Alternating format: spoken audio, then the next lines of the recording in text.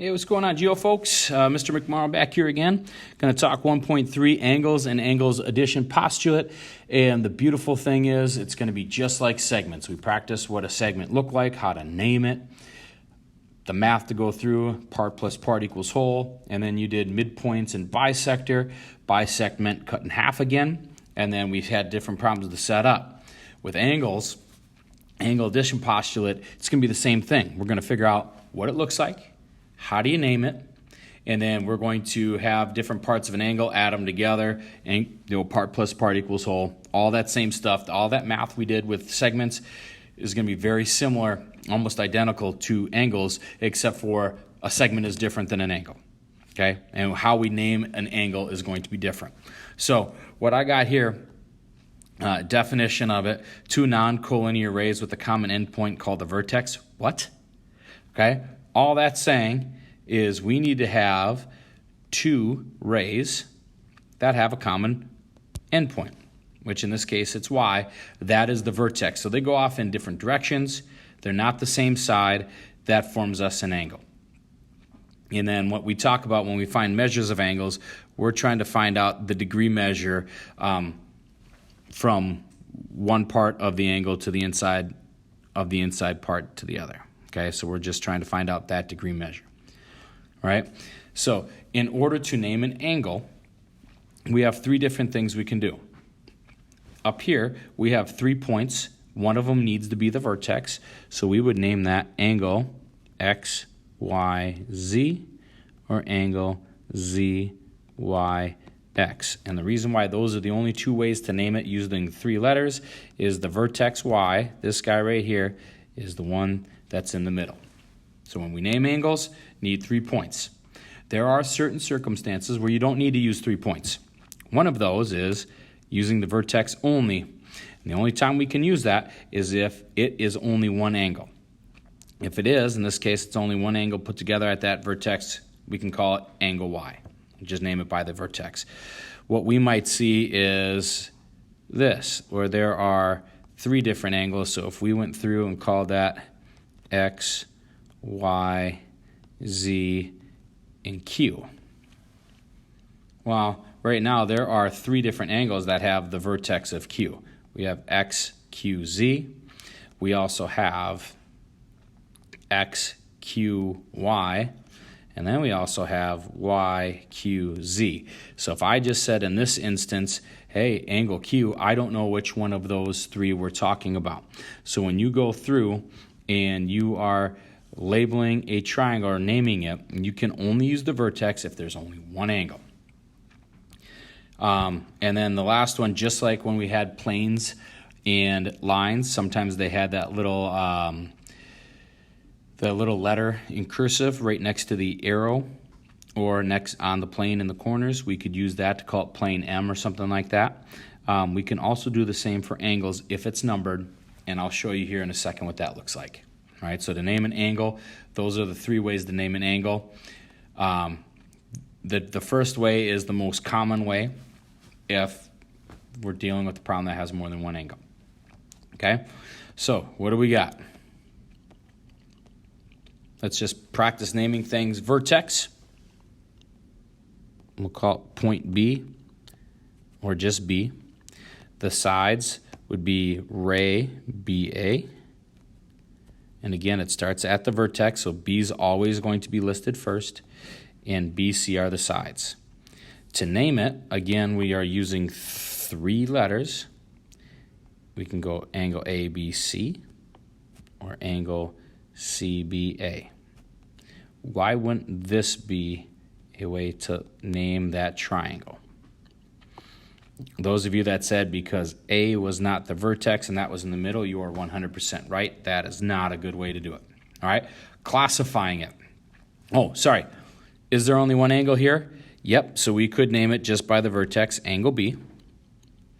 And then it's numbered right here, so we can actually call that angle 1 as well. Now, you have to be careful because sometimes when we're talking angle measures, sometimes there's going to be a degree symbol right there. If that was 1 degree, we wouldn't be able to name that angle 1 degree. We would say angle B has a measure of 1 degree. So you just have to be careful. Is it numbered with the degree symbol, or is that just saying, hey, that's angle 1? You have to make that determination. All right, so to classify acute, obtuse, straight, and right, pause the video, quick, write down what each of those are. I'm assuming you're going to get 3 of the 4 correct, if not all 4 of them. Okay, so go ahead, write down things that you know from acute, obtuse, straight, and right. Go. All right. Acute, between 0 and 90. And what I have here is what we would call inequality notation. So any angle x, the degree measure is in between 0 degrees and 90 degrees. All right, and a picture of that would just be something like that. It doesn't have to be that, but it'll look something similar. All right, obtuse is in between 90 and 180. Has to be bigger than 90, less than 180. The opening here of the angle is bigger than 90 degrees. Obtuse. Right would be the other one I think you would get right. Equal to 90 degrees. Some of you may not know this. If there is an angle and has this little box drawn in there, that means it's a right angle. You can immediately say, hey, that's a 90-degree angle. How do I know that? Because it's a right angle. And then a straight angle is when it's a straight line, basically. Angle ABC or angle CBA is equal to 180 degrees. Straight line. Okay? So that's how we would classify this. So if we go back to here, we would classify this one. This one would be acute. All right. A couple more word-looking things here.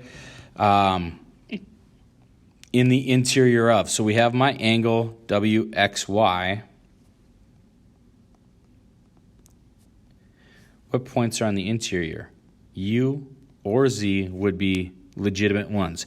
What I would say, you can use either of them, but I want you to remember this because as you are going through and having to come up with a picture based off of words when the picture's not drawn for you, I really want you to think of point Z here in between and drawing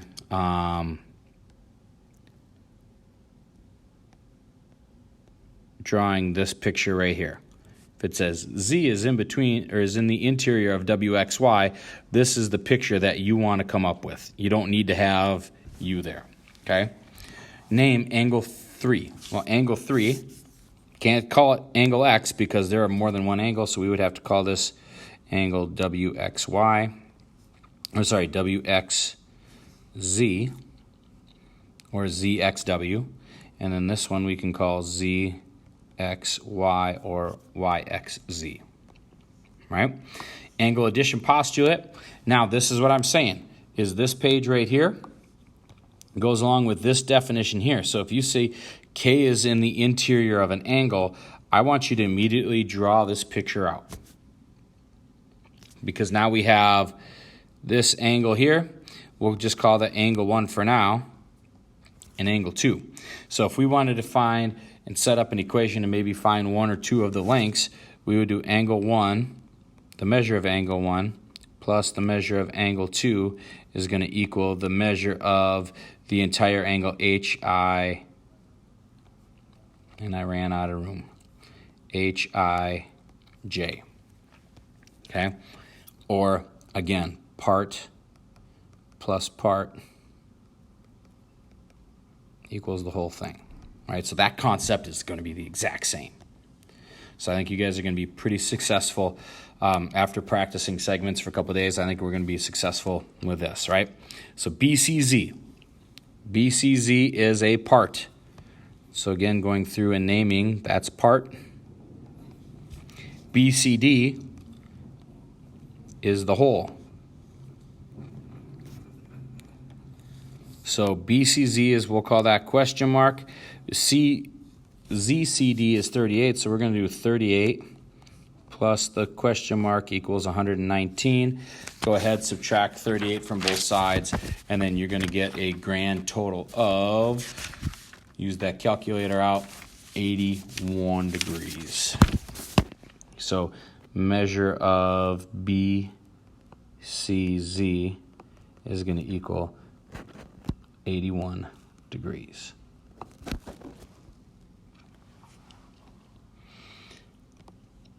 Again, you go ahead, try this one out quick. Pause the video if you'd like.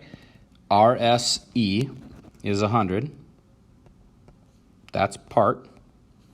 EST is this guy here. That's the other part, making RST the whole. So 100 plus question mark equals 133. That means question mark is equal to 33 degrees, or measure of angle EST is equal to 33 degrees. Now we just have to set up algebraic expressions, equations to find out the values. Again, FGP, I like to label parts and wholes, that's a part. PJGH is the other part, making FGH the whole. So we would do x plus 145 plus 32 plus x equals the whole of, whoops, I gotta shrink this down a little bit and run out of space, equals 165. Okay, combine like terms on the same side. X and x is 2x. 145 and 32 makes it a grand total of adding 177 equals 165. Then you would subtract 177 to both sides. Get 2x is equal to negative 6. Divide by 2, x is equal to negative, whoops, jumping ahead of myself here. That's negative 12. Divide by 2, you get negative 6. Now one might be saying, wait, how did I get a negative number? Why did I come up with a negative? Well, it doesn't matter if x is negative. We don't want negative distances. So when we go back through and plug it back in, let's say for angle FGP, we would do negative 6 plus 145, and that gives us a grand total of 139 degrees. That's not a negative value. We're good to go. Okay? Same thing, if you plug that back in, if you take this negative 6, plug it in for 32 plus x, or angle PGH, you're going to see that 32 plus negative 6 gives us a grand total of 26. And then when I take my two parts, 139 and 26, and add them together, I'm going to get my whole of 165 degrees. All right, so that's just going back and checking the work. We didn't have to do that because we just had to find out what x was. We found x is equal to negative 6. I wanted to explain all that because sometimes you might get a negative value for x. I would just double check to make sure you don't get negative values when you plug it in. Because then if we're getting negative values for an answer, that's not good for a distance, okay? And why don't you guys try this one out here on your own. Hit pause, find x, and find all the rest of those values.